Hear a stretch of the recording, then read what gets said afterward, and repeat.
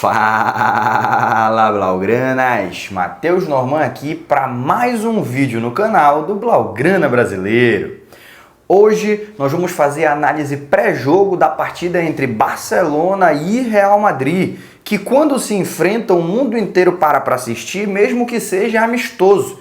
Imagina na partida de amanhã, que vai ser entre líder e vice-líder do campeonato, entre duas equipes que têm muito a provar nessa temporada e que vêm confiantes depois de terem conseguido goleadas no meio da semana pela Liga dos Campeões. Vai ter mais gente assistindo esse El Clássico do que tem grão de areia na praia da Barceloneta. Mas antes da análise começar, eu tenho que te fazer aquele famoso pedido pelo engajamento.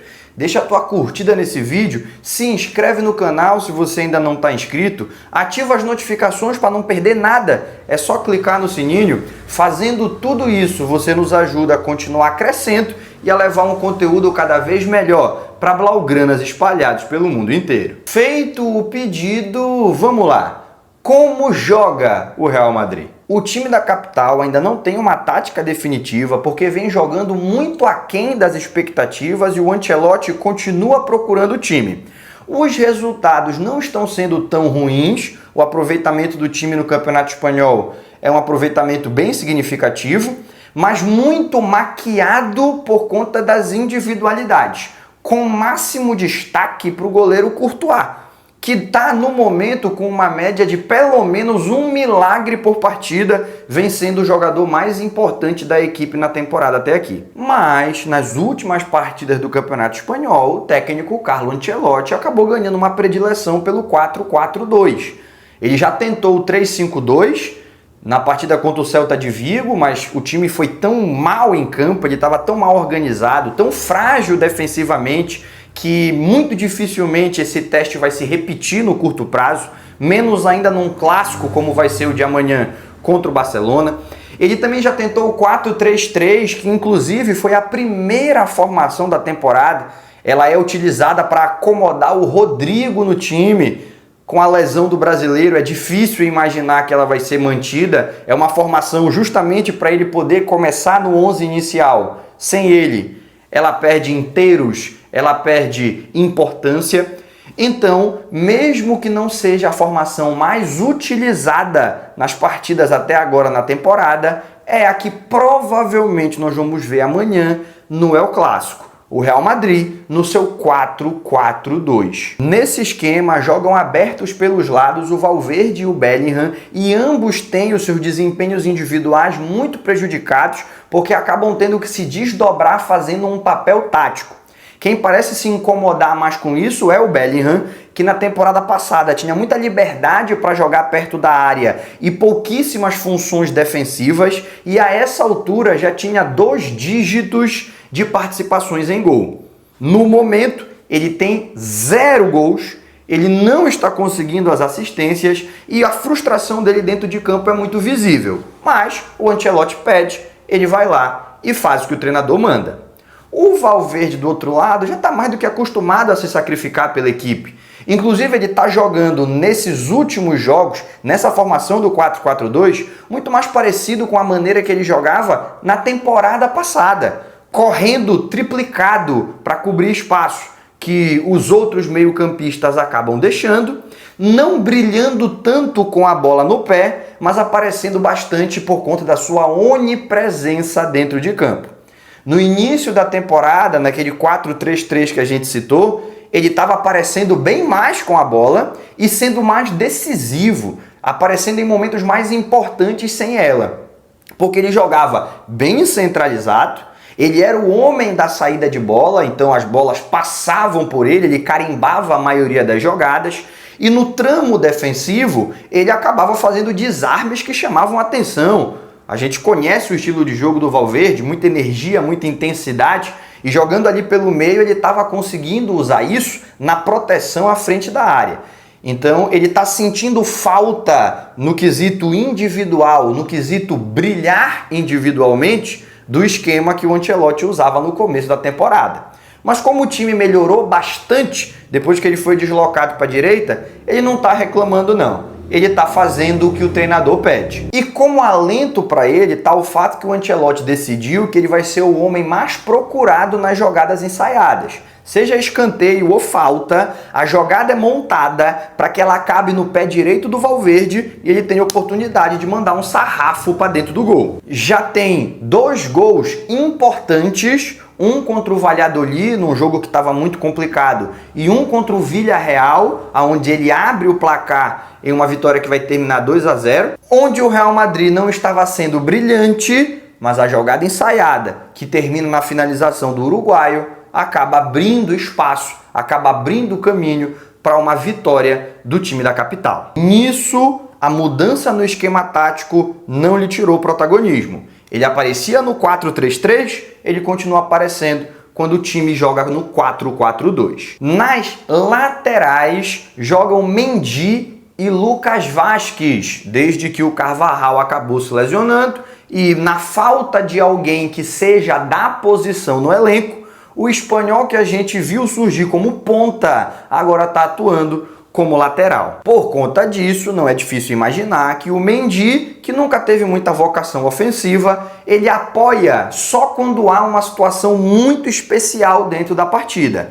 E do outro lado, o Lucas Vázquez faz o contrário. Ele só defende se tiver uma situação muito especial. Ele até tenta, mas não está entre as características dele. Ele tem essa dificuldade, ele acaba dando alguns vacilos. A esperança do Ancelotti é que ele consiga compensar isso criando jogadas lá na frente. Porque, como ele é um ponta de origem, mesmo atuando teoricamente como lateral, ele está o tempo todo na linha de fundo, ele está o tempo todo tentando as jogadas agudas e se você não ficar atento, ele mete uns golzinhos de vez em quando. Se chegou a cogitar subir algum jogador da base ou do time B para atuar pela lateral direita, mas o Ancelotti não tem confiança, nenhum novo talento foi incorporado sequer aos treinamentos do time principal, aparentemente é o Lucas Vázquez que vai ser o lateral, pelo menos até janeiro, quando a janela de transferências abre mais uma vez. Mas tem um detalhe, já se fala em Madrid de algumas cautelas a mais que o italiano pode tomar, porque vai enfrentar um Barcelona que é dono do melhor ataque da Europa, não só da competição.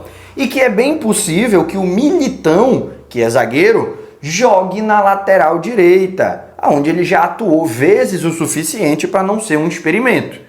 Nessa configuração, o Tchouaméni faria dupla de zaga com o Rüdiger, você teria muito mais poder de marcação, abriria mão de força ofensiva e demonstraria algo que o Ancelotti não tem vergonha de demonstrar, que ele tem medo do ataque do adversário mais do que ele tem confiança nos seus defensores. Na volância, mesmo nesse sistema do 4-4-2, o Ancelotti não está repetindo muito as escalações. Repito, ele ainda está procurando o time. Então, em partidas que ele queria mais imposição física, ele já usou Tchouaméni e Camavinga. Em partidas que ele queria mais qualidade no último terço, sem abrir mão de um cão de guarda aqui na frente da própria área, ele escalou Tchouaméni e Modric, com o francês jogando bem mais recuado e o croata se aproximando dos atacantes. E ele também já se utilizou de Camavinga e Modric, quando ele estava afim de um time com mais mobilidade e com um pouco mais de qualidade no passe vindo de trás.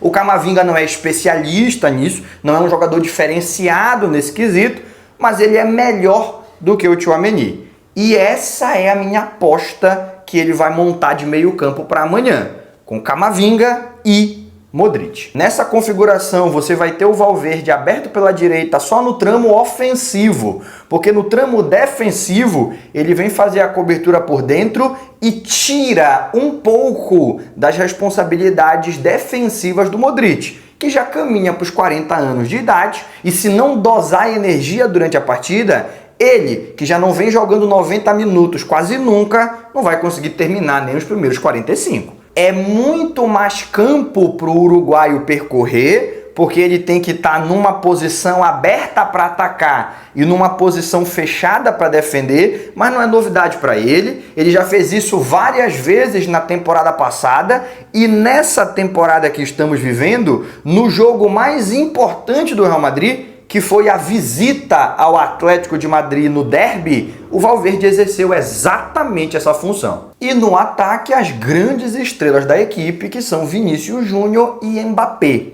O brasileiro teve um começo de temporada bastante irregular, ele não estava conseguindo convencer. Tinha muita gente falando, inclusive, que ele foi balançado pelo dinheiro da Arábia e não estava conseguindo se concentrar em jogar pelo Real Madrid. Mas, depois que esse início conturbado passou, ele encaixou uma boa sequência de jogos e está, no momento, jogando o seu melhor futebol. Não abrir mão da sua característica de jogar bem perto da linha lateral, receber a bola de frente para o adversário e está constantemente partindo para o 1 contra 1. Isso faz com que o Bellingham, que joga aberto pela esquerda, acabe caindo mais por dentro e que o Vinícius tenha um companheiro de qualidade para tentar tabelar. Mas vai ter briga de cachorro grande. Da mesma maneira que enfrentar o Vinícius vai ser o teste mais difícil do Koundé na temporada até aqui, para o Vinícius enfrentar o Koundé, que no momento é o lateral direito em melhor forma no futebol mundial, defendendo ele é disparado o melhor na atualidade, não vai ser uma missão muito fácil. Vai ser um embate bonito de ver. Já o Mbappé não está conseguindo deslanchar. Desde que ele foi anunciado, começaram os comentários de que a competitividade ia acabar, o futebol 2.0 ia nascer, os novos galácticos iam surgir e todas aquelas baboseiras que vocês devem lembrar. Mas no campo, esquece a grife, no campo ele não está conseguindo fazer muita coisa. Ele tem muito mais jogos apagados do que participativos. Até na jogada que virou a sua assinatura, que é ter espaço para correr, dar o tapa na frente, deixar o zagueiro comendo poeira e fazer o gol dentro da área, deslocando o goleiro, ele não está conseguindo ser eficiente. Ele até tem tido as oportunidades, mas frequentemente ele está permitindo que os defensores se recuperem, façam o desarme ou travem o chute. Dos 6 gols que ele fez, 3 foram de pênalti e já começam a surgir aquelas vozes críticas que se perguntam se era realmente necessário trazer o Mbappé, se não era melhor ter pensado em um substituto para o Toni Kroos. Dito isso, quando der espaço para ele, ele meteu 2 golaços. Então, a defesa do Barcelona tem que ficar muito focada, muito concentrada, não permitir que ele chute de maneira confortável, porque mesmo em má fase, ele é um jogador muito perigoso. A gente sabe o que ele é capaz de fazer se tiver a oportunidade de marcar. Como ele se movimenta muito, ele não tem um posicionamento fixo, a gente vai ter, dependendo do momento na partida, jogadores diferentes responsáveis por bater de frente com ele. Mas, na maior parte do tempo, ele atua como uma espécie de camisa 9 e ele vai bater de frente com a nossa dupla de zaga. Ou seja, na maior parte do tempo, são Cubarsí e Íñigo Martínez que vão ficar encarregados de manter a tartaruga ninja longe do gol do Iñaki Peña. Até aqui já deu para tu entender que é jogo grande, só tem nome pesado. Mas claro, alguns nomes são mais pesados do que outros. E como a gente sempre faz ao longo do nosso vídeo, nós vamos mostrar quais são os 3 mais importantes jogadores do adversário. Tá naquela hora, tá na hora do top 3 dos caras. Para mim, o Courtois é top 1 do Real Madrid na temporada até aqui. Mas como ele foi descartado da partida de amanhã por conta de uma lesão muscular, ele só deve aparecer lá para o meio de novembro novamente, jogando pelo Clube de Madrid. Ele não vai poder aparecer no nosso pódio de principais jogadores que estarão em campo, porque em campo ele não vai estar. 2 caras que você poderia imaginar que estariam aqui por conta do nome, da grife que eles carregam, não vão estar. Bellingham e Mbappé, que no começo da temporada certamente estariam numa lista desse tipo, não vão aparecer porque estão devendo no campo. Aqui não é o top 3 nome mais pesado, é o top 3 dos melhores jogadores que nós vamos enfrentar. Por isso, top 3 do Real Madrid ficou desse jeito. Em terceiro lugar, Luka Modric. O croata, extremamente experiente, começou a temporada muito mal, sendo questionado inclusive pela mídia de Madrid, que o enxerga como um ídolo. Já começaram a apontar que a idade chegou e que ele não conseguiria ser importante para o time do Real ao longo da temporada. E ainda vou te falar mais, porque eu não tenho medo de admitir que errei. Eu estava concordando com os caras, porque eu via o Modric à beira dos seus 40 anos, perdendo na intensidade para jovens com metade da sua idade e tendo pouquíssimos recursos para reverter essa situação. Mas o tempo passou, a importância do Modric dentro da equipe cresceu e hoje ele é muito mais do que um mentor ou uma liderança no vestiário. Ele tem impacto técnico nas partidas. Porque o time do Real Madrid, que não imaginou que a saída do Toni Kroos teria um impacto tão grande na sua construção vindo de trás, enxerga no Modric uma das poucas soluções possíveis.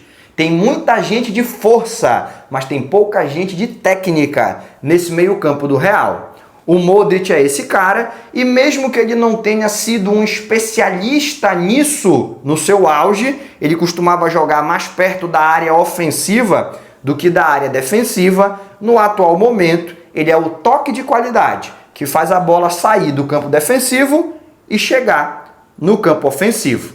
Depois que a bola já está lá, ele se aproxima e tenta buscar assistência. Um jogador muito completo e muito importante para o time do Real Madrid funcionar. Justamente por isso, ele aparece aqui. Ele é o terceiro lugar nesse nosso top 3. Em segundo lugar, o Valverde. Se você comparar o Valverde das primeiras rodadas com o Valverde das últimas rodadas, você vai perceber uma queda no seu desempenho, uma queda no seu impacto técnico nas partidas. E isso passa por dois fatores. O primeiro deles é que o Real Madrid não tem substituto para o Valverde. Então ele joga todos os minutos possíveis e só é substituído quando o resultado já está garantido.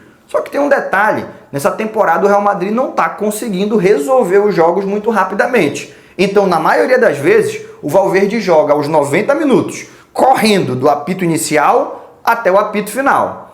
Pelo clube e pela seleção, não vamos esquecer da magnífica data FIFA. Resultado é que as rodadas vão se acumulando, as pernas vão se desgastando e a gente já percebe um Valverde que precisa sair um pouco mais cedo, nem sempre é possível e termina os jogos com um pouquinho menos de intensidade do que a gente se acostumou a ver. Mas eu acredito que esse segundo fator que eu vou te apresentar é o maior responsável pelo menor brilho que ele vem tendo nas últimas partidas comparado ao início.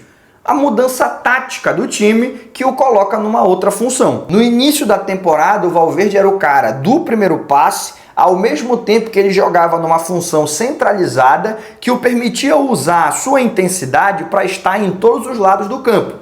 Lá na ponta direita ou na lateral esquerda, o Valverde, pelo seu posicionamento em campo, ele podia aparecer para auxiliar, seja pedindo a bola no pé, seja roubando a bola do adversário. Isso era muito impactante. O Valverde era constantemente o melhor jogador do Real Madrid nas partidas. E de maneira unânime, mesmo que alguém fizesse os gols, era o Valverde que era o mais elogiado. Agora ele exerce uma função que não lhe permite participar tanto assim da partida, principalmente com a bola no pé. Ele jogando aberto pela direita, o jogo passa menos por ele, especialmente por conta de o melhor jogador da equipe jogar aberto pelo lado esquerdo. Na fase defensiva, ele não tem mais a liberdade para ser onipresente, a função dele é ficar um pouco mais fixo, ou ao lado do Tchouaméni, ou do Camavinga, e dar liberdade, geralmente para o Modric, em alguns casos para o Arda Güler, que vem jogando cada vez menos, mas ainda é um nome que aparece vez ou outra, para que eles tenham menos responsabilidades defensivas. Isso faz com que se corte pela metade o protagonismo do uruguaio. E você me escuta falar tudo isso e pergunta, mas então por que ele é o top 2 dos caras? E por um motivo muito simples. Um jogador que sacrifica o brilho individual, mas potencializa o nível coletivo da equipe, porque mesmo que o Valverde esteja brilhando menos, o Real Madrid passou a jogar um pouco melhor, ele é um jogador que não tem que ser criticado por estar menos visível. Ele tem que ser elogiado. Fora isso, ele continua sendo uma ameaça constante chutando de fora da área, e numa partida em que nós teremos um goleiro que não é assim tão seguro, é bem provável que ele apareça bastante, mais até do que o normal, tanto nas jogadas ensaiadas que nós já discutimos e também tomando a iniciativa própria. Se não fechar o chute, Valverde vai causar problema. Pela função tática crucial que ele exerce, pelo nível técnico que ele demonstra, mesmo não sendo tão protagonista quanto foi nas primeiras rodadas do Campeonato Espanhol, e pelo perigo que ele é chutando de fora da área, o Valverde precisava estar nesse top 3. E ele apareceu no nosso segundo lugar. E em primeiro lugar, você já deve estar imaginando, é o Vinícius Júnior, que no começo da temporada, a gente já até falou no vídeo, ele estava muito irregular, mas que nas últimas semanas encaixou um ritmo frenético e está tendo gol, ou no mínimo assistência, semana sim, semana também. Mesmo não sendo o jogador que atua mais perto do gol, é o artilheiro da equipe. E só não tem mais gols à disposição, porque naquela época em que tinha 3 ou 4 pênaltis por semana a favor do Real Madrid, ele deu uns golzinhos de brinde pro Mbappé pro cara fazer número. Dribla bem, aprendeu a chutar, que era um grande defeito que ele tinha quando surgiu pelo Real Madrid, e hoje é um jogador decisivo, que tem que ser muito bem marcado se a gente quiser voltar de lá com a vitória, que sempre é o objetivo do Hansi Flick e sempre é o objetivo do Barcelona. Pelos gols, pelas assistências e também pelos dribles, não podia ser outro. O top 1 do Real Madrid se chama Vinícius Júnior. Junto com o top 3 que a gente fez uns dias atrás para o Bayern de Munique, esse daqui é disparado, que tem nomes mais pesados para a gente analisar e para a defesa do Barcelona se preocupar. E por um capricho do calendário, as duas partidas vão acontecer na mesma semana. Na quarta-feira contra os alemães, o Hansi Flick conceituou uma estratégia e os jogadores executaram ela em campo de maneira magistral. O resultado foi uma goleada, como todo mundo já sabe. Mas e nesse sábado? Qual estratégia seria mais eficiente para se jogar contra o Real Madrid? Quais as chaves para vencer o clássico de amanhã? Pois nós vamos descobrir agora, porque chegou o momento do vídeo em que a gente fala as 5 chaves para a vitória. A primeira delas é não recuar. Todas as equipes que jogaram contra o Real Madrid com pouca ambição, se dando por satisfeitas com o resultado, recuando as suas linhas para defender próximo da própria área, perderam. O gol pode ter demorado um pouco mais ou um pouco menos para sair, mas perderam. O Barcelona não pode jogar contra o Real Madrid pensando em empatar e menos ainda entrar tão preocupado em não sofrer gols que acaba esquecendo que precisa ir lá do outro lado fazer os seus próprios. E se o simples fato de ser o Barça não fosse motivação suficiente, é importante a gente frisar: as equipes que quando enfrentaram o Real Madrid foram atacar ao invés de simplesmente recuar, todas causaram muitos problemas ao time de branco. O exemplo mais recente e mais emblemático de por que você não pode recuar quando está jogando contra o Real Madrid nessa temporada 24-25 é o Borussia Dortmund, que na terça-feira passada, quando avançou, quando tinha uma proposta de ataque, quando tinha a ambição de colocar números no placar, abriu 2-0. E no segundo tempo, voltou recuando, mudou até o esquema tático para poder ter mais proteção dentro da área, tirou um ponta e colocou um zagueiro para jogar no 5-3-2 e acabou levando 5 gols nas fuças, para deixar de ser besta. Quando a sua linha marca os jogadores do Real Madrid lá em cima, você acaba vendo a dificuldade que a gente já citou anteriormente no vídeo, que é a dificuldade de chegar no campo de ataque, construindo com qualidade de trás. Quando você coloca os seus jogadores dentro da própria área, você elimina a necessidade do Real Madrid de superar essa dificuldade, porque eles não vão mais precisar vir de trás construindo. A bola já vai chegar nos jogadores de ataque com muita facilidade, porque todos os defensores estão dentro da área tentando montar uma retranca. Recua para ver se você não facilita a vida do Carlo Ancelotti. Por isso, se o Barcelona quiser ganhar a partida no Bernabéu, ele tem condições, mas o que ele não pode fazer é recuar. Essa é a primeira das nossas 5 chaves de hoje. Chave número 2, tem que fazer a pressão alta. A gente já tangenciou essa temática na chave de número 1, mas vamos falar dela de maneira mais profunda agora. Quando a gente fala de enfrentar atacantes rápidos, a primeira estratégia que vem à mente do torcedor é abandonar a tentativa de roubar a bola no campo ofensivo, colocar todo mundo aqui embaixo, que é para não dar espaço, que é para não dar campo para o adversário correr com a bola dominada ou receber um lançamento longo. E eu não vou negar que isso às vezes funciona, tá? No caso do Lille, quando enfrentou o Real Madrid, ele tinha uma proposta muito clara de contra-ataque rápido para machucar nas transições e de jogar com as linhas bem próximas, recuadas no campo defensivo. Mas galera, vamos falar a verdade. Isso tem que ser treinado. O time tem que ter essa estratégia testada em partidas de menor exigência. Você precisa ter jogadores que facilitem essa característica. Não é simplesmente falar a palavra mágica e tudo que o time vinha fazendo em todas as partidas é esquecido e ele assume uma personalidade completamente nova especificamente para aquele adversário.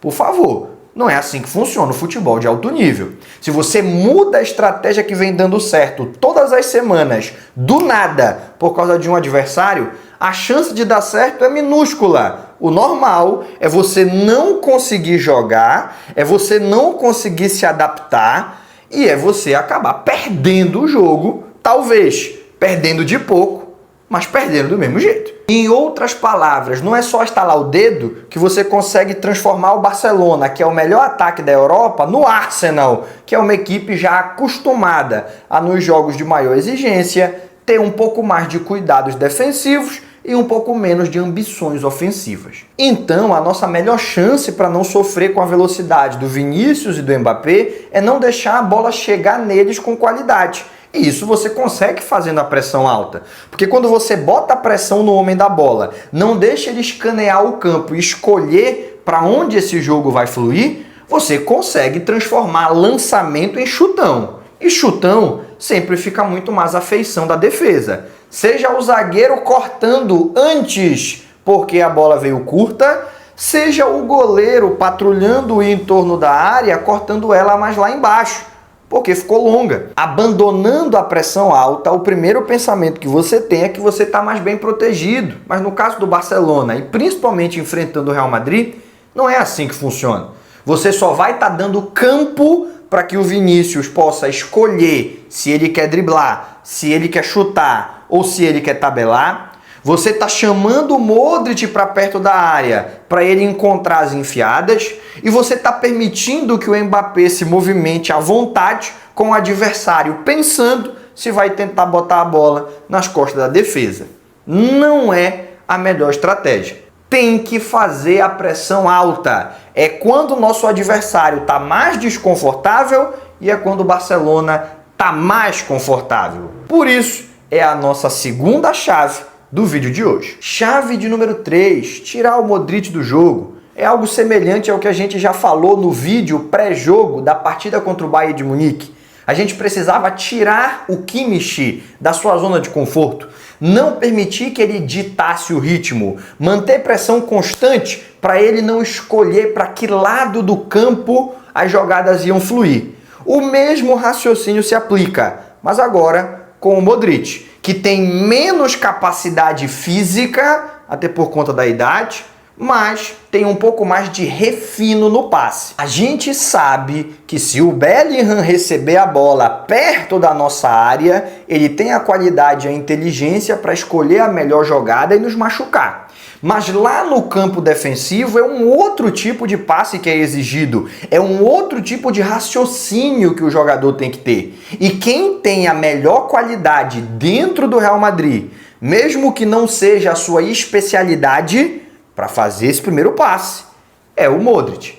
Por isso, ele tem que ser muito bem marcado, ele tem que estar constantemente pressionado e ele não pode ter tempo para levantar a cabeça e escolher quem está melhor posicionado para receber e dar continuidade na jogada. Se não for o Modric o responsável por fazer a bola sair do campo de defesa e chegar no campo de ataque, pode ter certeza que esses ataques já vão nascer com dificuldade. Eles não vão nascer limpos. Isso é de suma importância para vencer uma partida contra um adversário qualificado.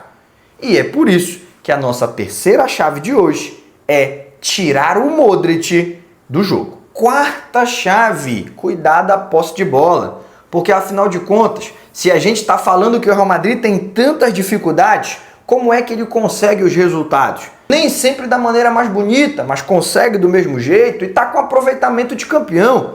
O Real Madrid tem 80% de aproveitamento no Campeonato Espanhol. Isso significa que ao final da 38ª rodada, a equipe teria 91 pontos. É pontuação de campeão. Não parece que eles estão tendo resultados positivos porque o Barcelona está brutal, está com 90% de aproveitamento. Mantendo esse ritmo, bateria o recorde da história da competição. O máximo que conseguiram foi 100 pontos.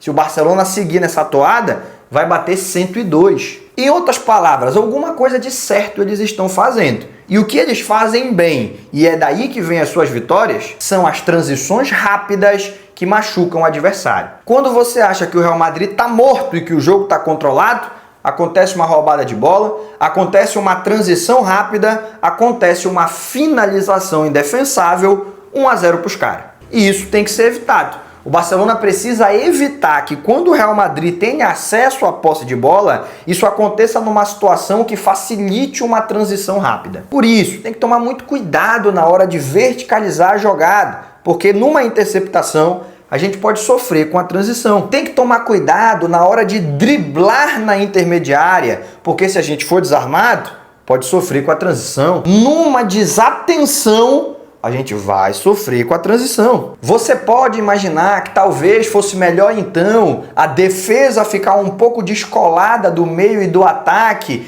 e quando os meio-campistas subirem, os defensores ficarem um pouco mais embaixo, mas eu posso te afirmar que isso vai ser muito pior, porque você vai estar dando mais campo para eles correrem, você vai estar dando mais espaço para esse passe da transição e encontrar os jogadores de velocidade e drible livres para partir de frente e para escolher a melhor jogada. Linhas compactas sempre são melhores contra qualquer adversário. Contra adversário de velocidade mais ainda. Mesmo que seja impossível não cometer nenhum erro durante os 90 minutos, a gente precisa ter paciência e concentração para minimizar as oportunidades de transição rápida. Que as nossas jogadas terminem em finalização ou em uma perda de posse de bola, saindo pela lateral ou pela linha de fundo, o mais perto possível da meta adversária. Essa é a quarta chave para a gente estar mais perto da vitória no clássico. Cuidar bem da posse de bola. E agora a quinta e última chave. Efetividade na frente do gol. Eu não estou falando isso porque eu acho que o Barcelona não está tendo essa efetividade. A efetividade do Barcelona é altíssima. Eu estou falando isso porque boa parte das equipes que enfrentaram o Real Madrid nessa temporada tiveram a oportunidade do gol do empate ou do gol da vitória e perderam. E não foi uma oportunidade só não, foram várias. Em alguns momentos, esses gols eram perdidos porque o Courtois fazia um milagre. Em outros momentos, era por pura incompetência dos atacantes mesmo. No jogo de amanhã, o Courtois não joga. Quem vem para campo é o Lunin, que é um goleiro razoável, mas que de maneira nenhuma ele vai conseguir fazer as defesas com o nível de dificuldade que o belga lesionado fazia. E outro ponto que é importante a gente frisar é que o ataque do Barcelona pode ser o que você quiser, mas incompetente não é. É o ataque que mais faz gols e é o ataque que mais cria chances. Então, eu não falo dessa quinta chave como algo novo que a gente precise fazer. É só manter o que já vem acontecendo nas últimas partidas.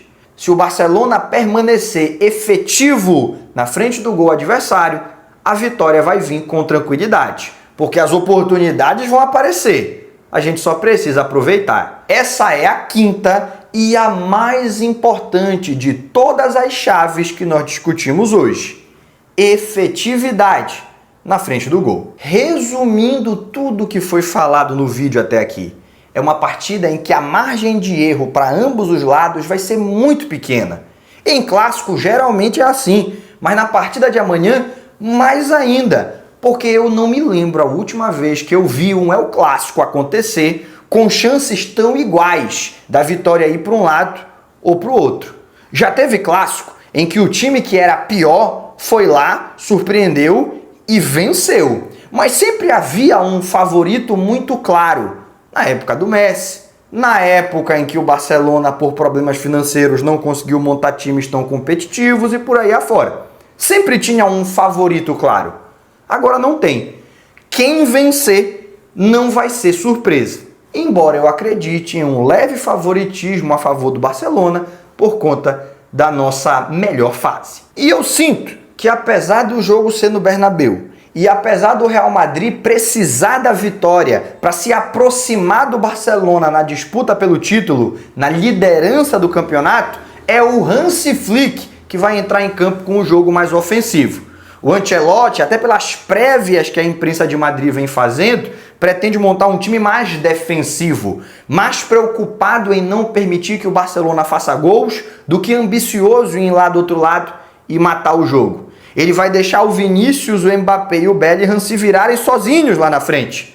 A preocupação dele enquanto técnico vai ser montar um sistema aqui atrás para atrapalhar o talento do Yamal, o instinto goleador do Lewandowski e essa fase brutal, digna de bola de ouro que está vivendo o Rafinha. Cabe a gente não deixar o italiano se criar. Já faz muito tempo que ele está ganhando com esse joguinho pragmático.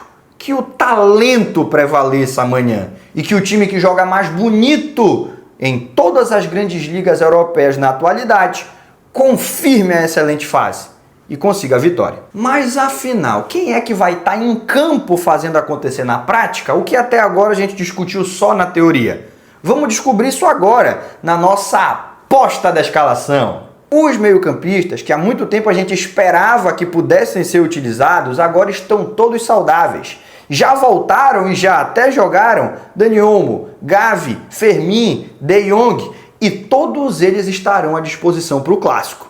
Dos quatro, o único que não parece ter chance física de ser utilizado como titular é o Gavi, porque está lesionado há muito tempo e ainda não acumulou minutos suficientes na perna para poder aparecer, jogar um jogo dessa intensidade e atuar por toda a primeira etapa e mais alguns minutos da segunda. O Fermin já até foi titular. O De Jong ainda não foi titular, mas já apareceu em muitas partidas. O Dani Olmo entrou no final do segundo tempo contra o Bayern, mas a lesão dele não foi tão longa assim e ele já falou, inclusive numa entrevista, que está preparado e que só depende do Hansi Flick, porque a equipe médica já o liberou para atuar como titular. Isso é excelente para a equipe, mas dificulta o meu trabalho de adivinhar a escalação. Só que eu não vou me esconder não. Eu vou tentar encontrar entre todas essas opções o que o Hansi Flick vai levar a campo amanhã no nosso 11 inicial. Então vamos lá. Para mim, o time vai jogar assim: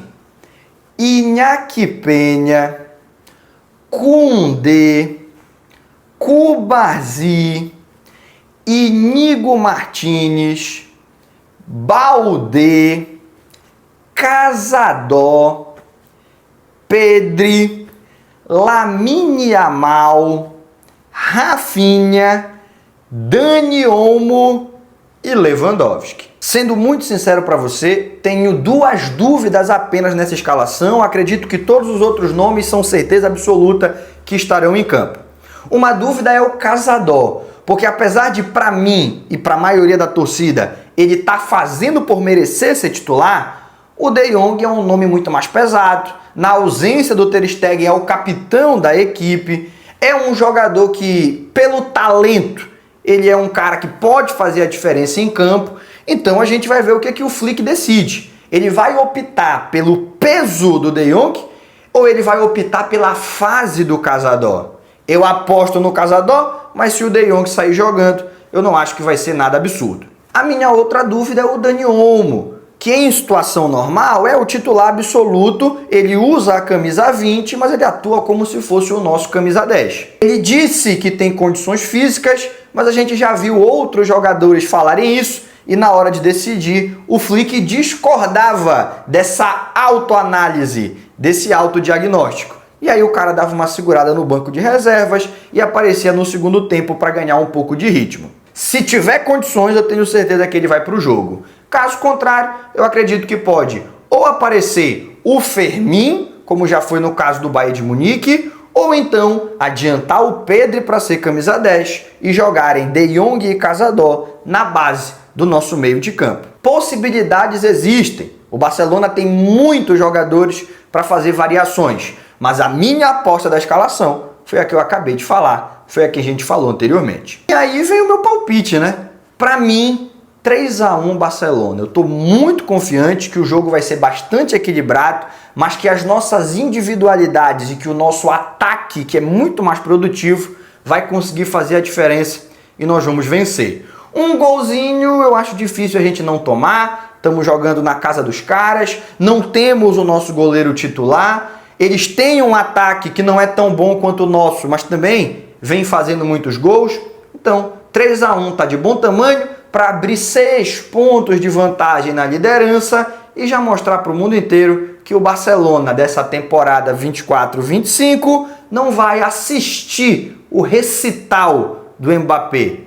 Vai estragar com o seu futebol rock and roll guiado por Hansi Flick.